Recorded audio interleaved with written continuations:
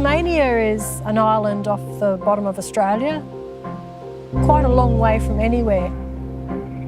Sometimes they don't even put us on the map.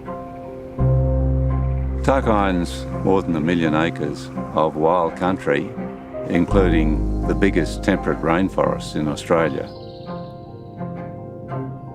River systems largely unsullied by humanity. A wild coastline across which blows the cleanest air on the planet. There is no other place like it in the world. It's like being in fairyland. It's just magnificent, these great big gnarly old trees with growths on the side and fungus growing off them. You just go, wow, this is just so amazing, you know. It's over 60 million years old. You know, the trees that you see standing around you, we can see as fossils at Antarctica. It's a stronghold for a whole suite of rare and endangered wildlife. And it's got this Aboriginal heritage of the Tarkine people. Hide there with spears? Yeah, we'll hide here with spears and clubs and wait for the seals to come up and lay on the rocks. This area is so under threat. Mining leases going up, the destruction of thousands of years of Aboriginal heritage, and forests like these being felled. If all things proceed as planned, this forest that we're sitting in now won't be here by the end of summer. To see our forest industry reborn. That's our plan. Clearly, environmental protesters have a different view. Just days out from the state election, a crowd of more than 1,000 people has rallied on Hobart's Parliament lawns calling for protection of the Tarkine. When you have a state government dedicated to the resource extraction side of things, and then you have the grassroots uprising of people who have got a hell of a lot of resilience, intelligence, creativity, there's inevitably going to be a clash of epic proportions.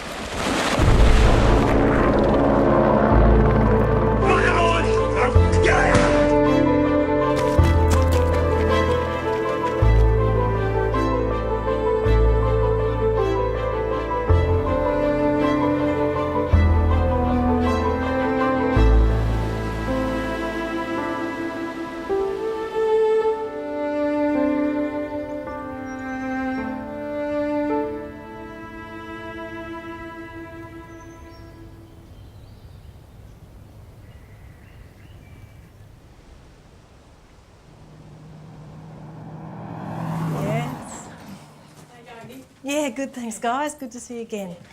Come on in. Take a seat. Okay, so Phil, what we might do is we might just get your script sorted. I'm Nicole Anderson. I'm a rural doctor in the town of Smithton in the northwest of Tasmania. We have a medical service which services 8,000 people 24/7. Your day is basically just drilled out in 10-minute consultation after 10-minute consultation, although my consultations average 12.5 minutes. So yes, I run behind like a typical doctor runs behind. When I came to Tasmania in 2004 and started work up here in Smithton in 2005, this northwest area was a big mystery. And what that gave me was a lot of inspiration to get out here, to get myself into this landscape. Running is a great way to learn about a place for me because I don't have much time and I love to cover big distances. I'm certainly not an advanced athlete. I'm slow as anything. I wouldn't say lazy up hills, but I pace myself. My biomechanics are pretty shot. So my strengths definitely lie in my ability to handle discomfort and exhaustion, to stay the distance and just to keep going no matter what.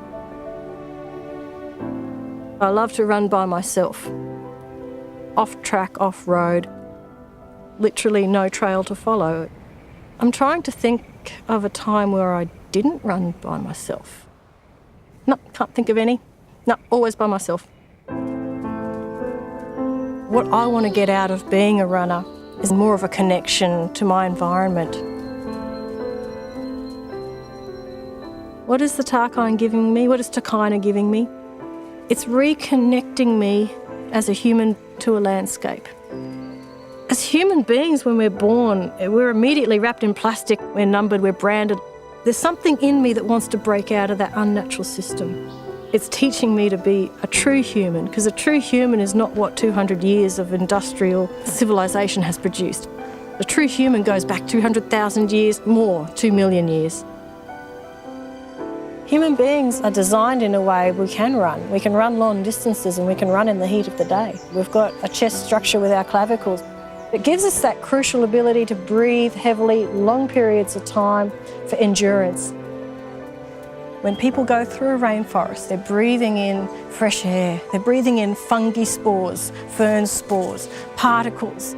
Your body and your mind is processing that information, and you feel better because you're in a natural environment which we have evolved in for a couple of million years. We've only been in the Industrial Revolution for a couple of centuries. And so what we have is a very artificial system which we see as normal in our modern society, when in reality we are still part of forests.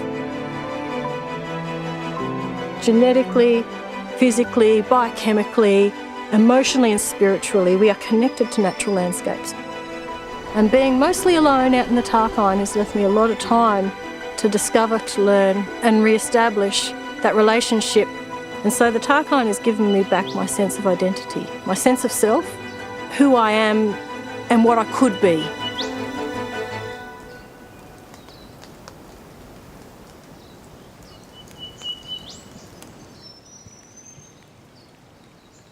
And then to find that this area, which was starting to really grab my heart, it was so under threat and being destroyed for what?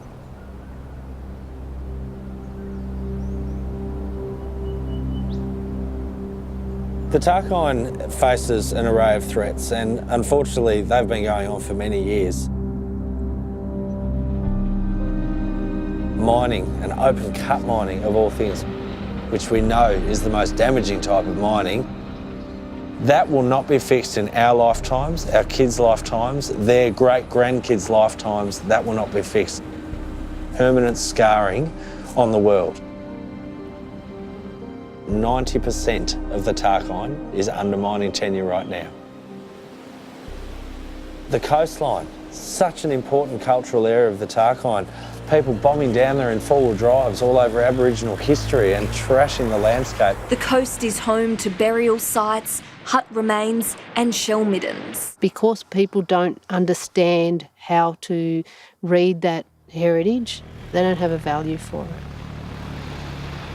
As a community, there's grave concerns over the government willfully allowing four-wheel drives to enter into that region without any control practices that protect that heritage and that story that belongs to this island. Today, the Bob Brown Foundation held a protest to make the Tarkine a World Heritage Protected Site and return the land to its traditional owners. How great it would be if Aboriginal rangers were on that land protecting it. But the Premier says it's not a priority for his government. One of the stereotypes that we deal with here in Tasmania is that there actually is no real Tasmanian Aboriginal people left. The Tarkine is significant because it's uninterrupted. So it is a true physical connection to what was and our ability to then continue culture. It's about the future. This was a forest just a few months ago. This coop, the whole area that's to be logged here is 40 hectares or about 100 acres. In the Tarkine, there's currently 159 coops targeted for clearfall logging. The loggers drive a road into the wilderness, then they clear cut it, cut everything down, having removed the logs they want, firebomb it, and that eliminates the whole of the native ecosystem. The reason for the firebombing is to create a heat so intense that nothing native can survive, so it won't compete with the artificial plantation they're going to replace this with. End of ecosystem, end of these giants of the forest.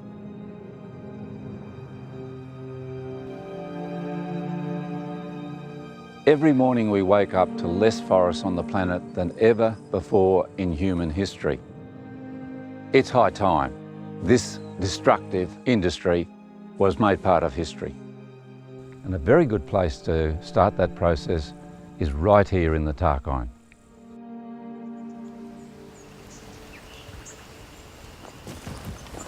Hey Lisa!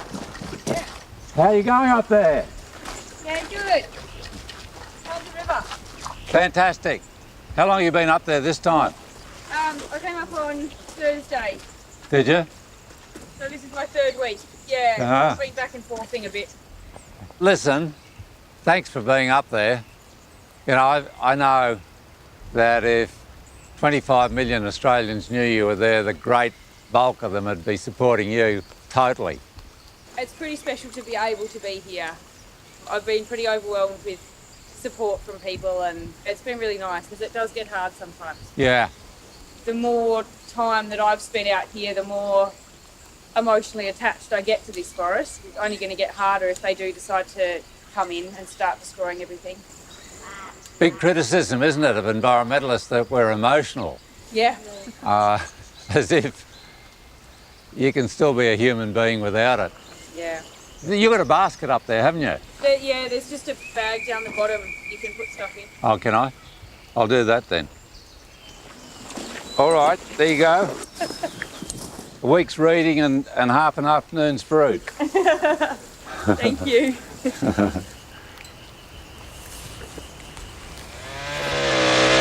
Part warrior, part man of peace. Bob Brown heard his calling in Tasmania's wilderness.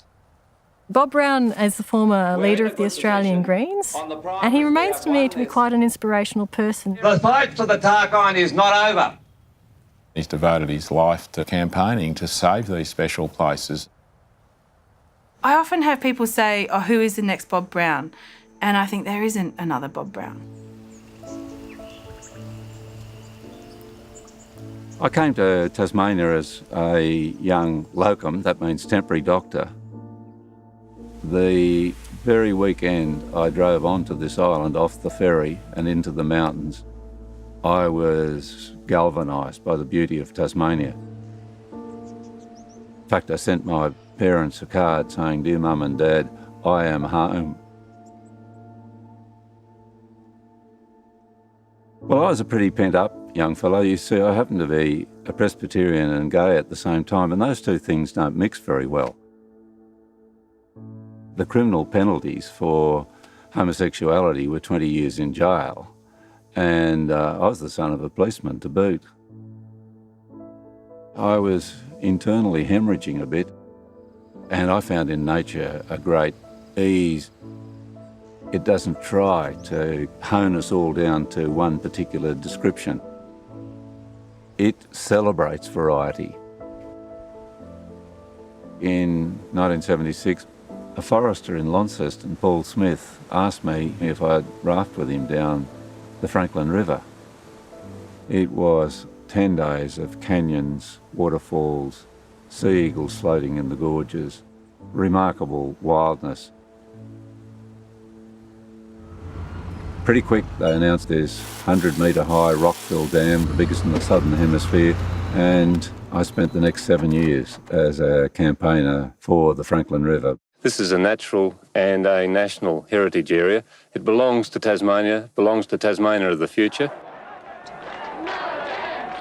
There we were, this huge campaign going on in Australia, 20,000 people out saying save the Franklin in Little Hobart. As the marchers, led by the director of the Wilderness Society, Dr. Bob Brown. 15,000 out in Melbourne and similar numbers in Sydney and Canberra and Adelaide. At the end of the Franklin campaign, 500 of us went to jail. If you do not move, you will be arrested. I spent Christmas and New Year of 1982-3 in jail, and the day after I came out was elected into the Parliament. And the Franklin became a key to World Heritage for the Tasmanian wilderness, but a vital component was missing: the Tarkine. One government leader of the day said, "There'll never be a national park in the Tarkine while there's a chance of 2 cents worth of tin being got out of it." The environmental significance of that area has been grossly overstated for 11 months. The mining mentality, the logging mentality, dig it up, cut it down, damn it, was still rampant. It's changing now, but that old mindset sticks. Fuck you did, Drew. So our next victim took 300 years to grow and took 20 minutes to fucking lay him down the ground. Well, Tasmania has a long history of environmentalist activism versus destructive extractive industry. It's often very divided and very polarised. If you express anything that could be greeny or, otherwise, you could be subject to significant intimidation and threats. We've had a few visits from locals. Some friendly, some unfriendly. It's almost like you're behind enemy lines sometimes, being a conservationist in Tasmania. You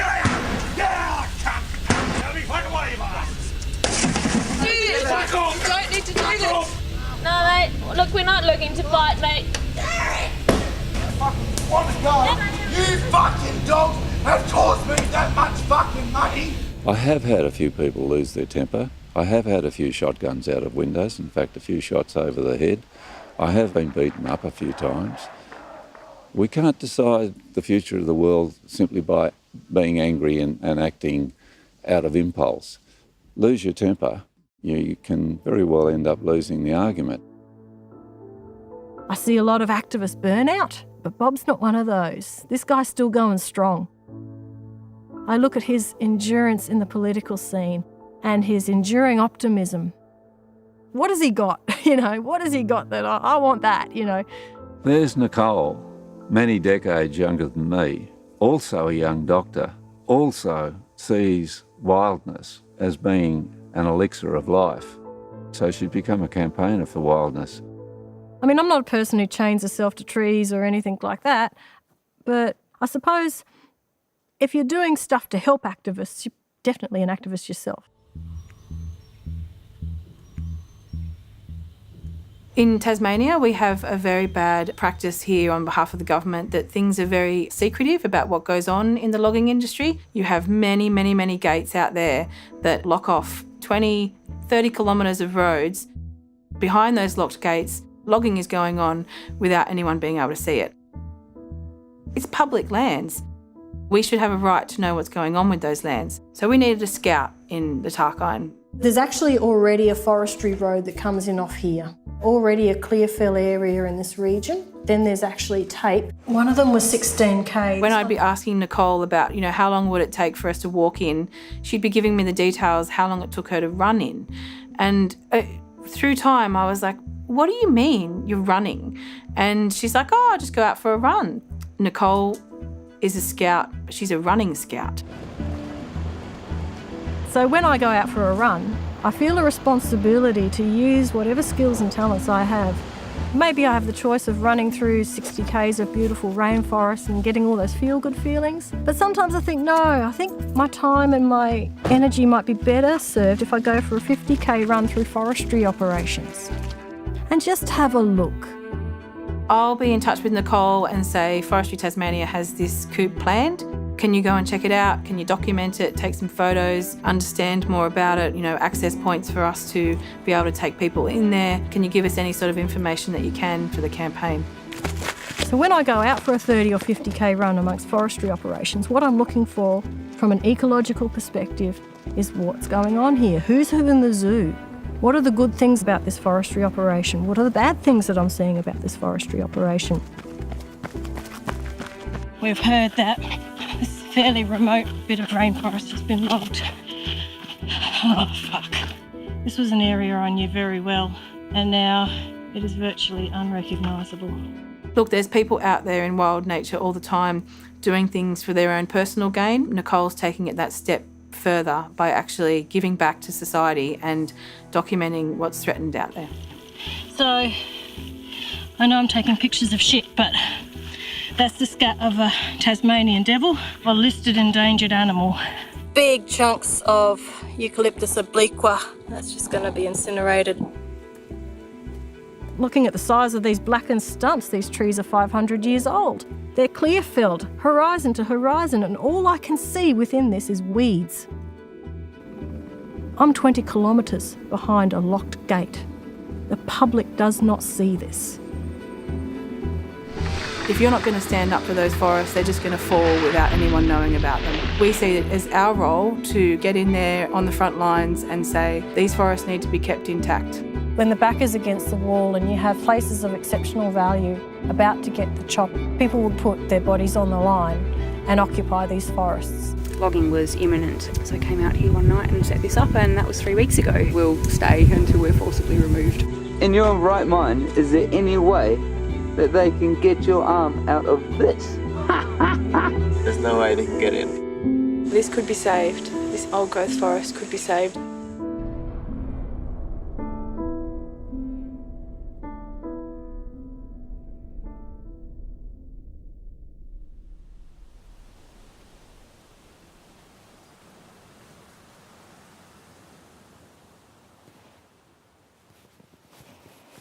You can see over there the blue flagging tape. Well, that blue tape means that's the edge of this particular logging coupe. Before they cut down the trees, somebody comes through and just marks out the parameters which they can go to, and then the contractor just moves in and just flattens the lot, really. I was intrigued by this other tree also. They've left it standing despite its size.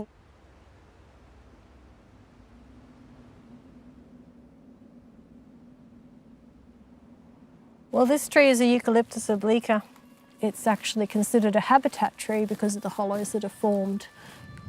The forestry people like to congratulate themselves for being so sustainable by leaving trees such as this, which are identified as habitat trees, but the reality, the grim reality is that this tree is now so exposed to the environment because of the clear fill around it that it's just so prone now to falling over.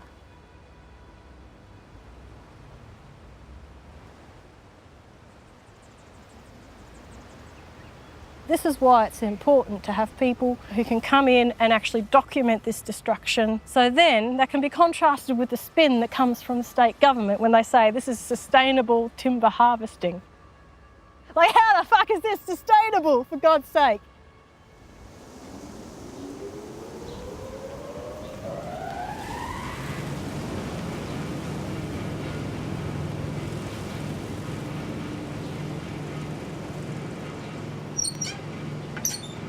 Sawmilling's an intensely satisfying business, turning predominantly plantation timbers at the end of the day into homes.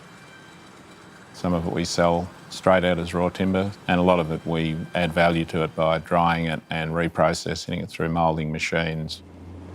Timber is an extraordinary product. It's something that, provided you do it in the right way, is a very sustainable business, because you can plant a tree, build your house out of it, you can create furniture out of it, you can heat your home by using the scraps for firewood, and you can regrow a tree and do that in your lifetime. But that's quite different and not to be used as an argument to justify native forest logging. A lot of people spuriously use the argument that somehow forestry in Tasmania is sustainable, but the native forest sector is not.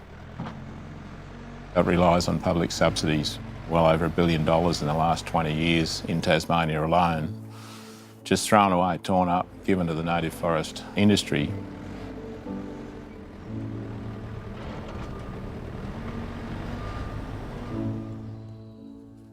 To go into a native forest, particularly rainforests in Tasmania, and to clear fall them and wood chip them is the ultimate obscenity and the ultimate act of stupidity and economic vandalism.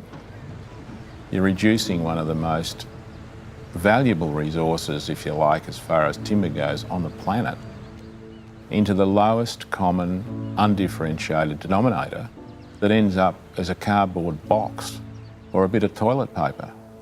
It's totally insane. Last year, cutting forests like this, Forestry Tasmania lost $67 million. We have quite enough national parks, we have quite enough locked up forests already. In fact, in an important respect, we have too much locked up forest. The logging industry has such a powerful lobby on weak-spined politicians that it's able to say, if you don't subsidise this with taxpayers' money, we'll go away and you'll lose jobs in an industry that has less than 1% of the jobs in Tasmania, and still they swallow it.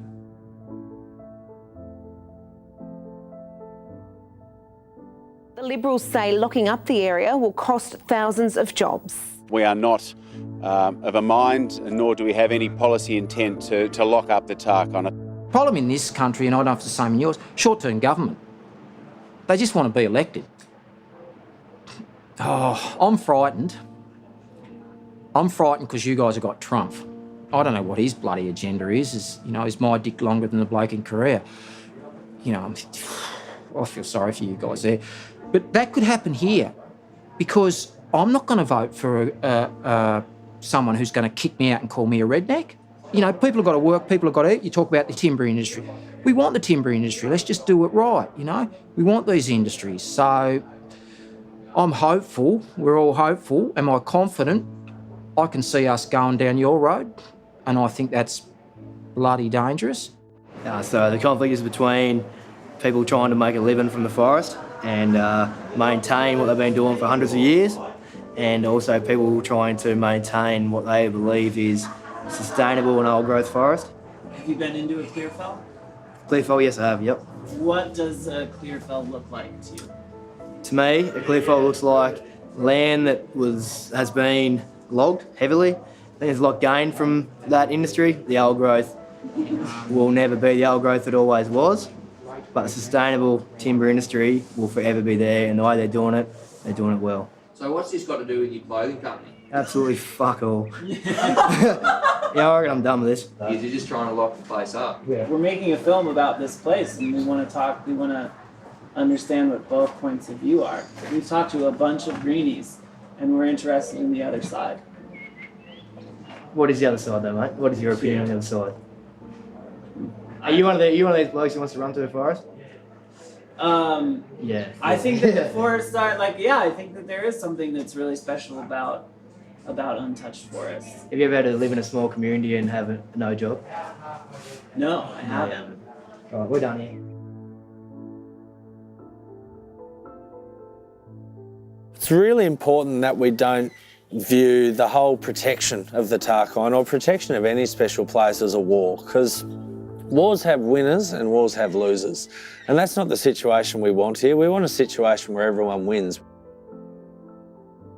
Taking steps forward wherever we can to find that sustainable middle ground, to help them to get into other industries and live happier lives, as part of the process of protecting this area is something that can't be ignored. It's not just about the Tarkine, it's not just about the Northwest Wilderness, it's about the people that have lived there for generations as well. It's got to be a big group effort. If you wrap me in it and say you're a Tarkiner too now, I'll look after it because I'm here. A lot of the time, people wanting to save this place are locals, and indeed Aboriginal people. If anyone has a right to say what happens to these forests, it should be those who have had the longest connection and intimate knowledge of the land.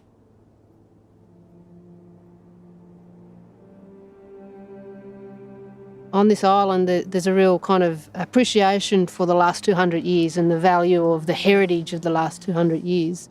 When there's over 60,000 years worth of human occupation, without access to places like the Tarkine and without protecting the resources and the heritage that's within that landscape, that also inhibits our ability to continue culture. It's almost like we're being stopped again. The relationship between Aboriginal people and Europeans was never good, and it just got worse and worse.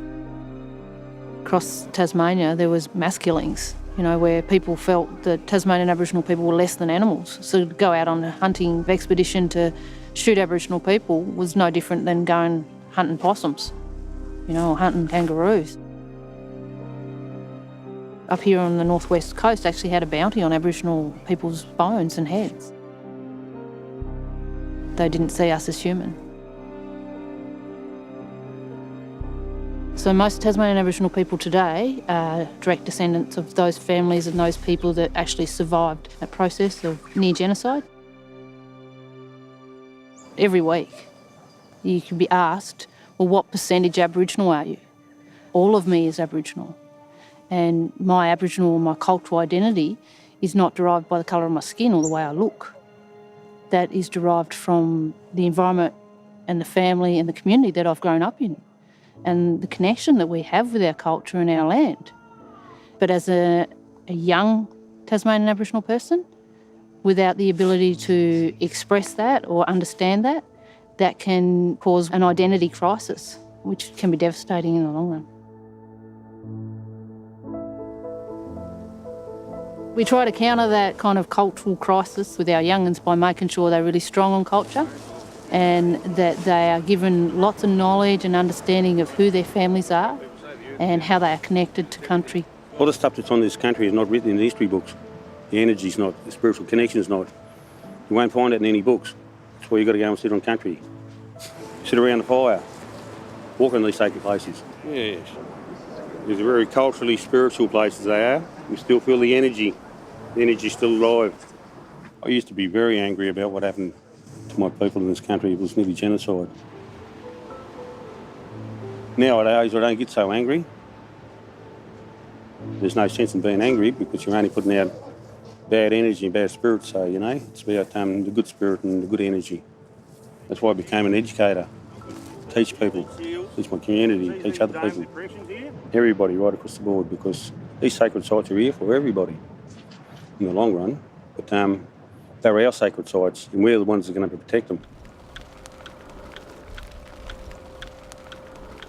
Today is a celebration, a time when we are now assuming the rightful place as custodians of this area known as King's Run. This is about acknowledging a journey of our old people. They occupied the Tarkina, hunting and gathering their cultural foods and celebrating their part of this rugged coastline. Today, we celebrate. Tomorrow, we manage. And we will move forward as a united group that we are. All done!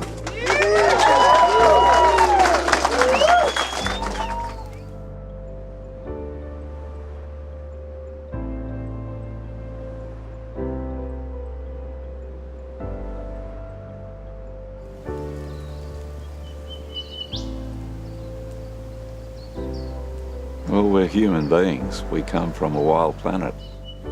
To go back into wildness is to find ourselves. There's no scientist can reproduce it.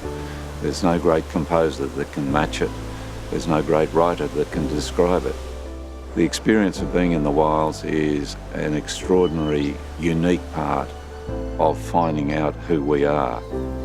I want people to connect to nature again, to see these places as having intrinsic value of their own worth just by being here, not because of some economic dollar value.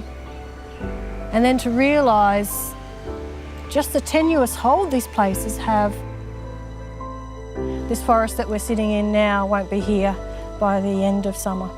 It took me a long time to get my bearings, but I have found the tree that we filmed with me in front of it. It's this one here. You can still see some of the mosses on it. I'm not sure if I'm doing a very good job of videoing this. There we are. We're born onto this planet and we go back into it.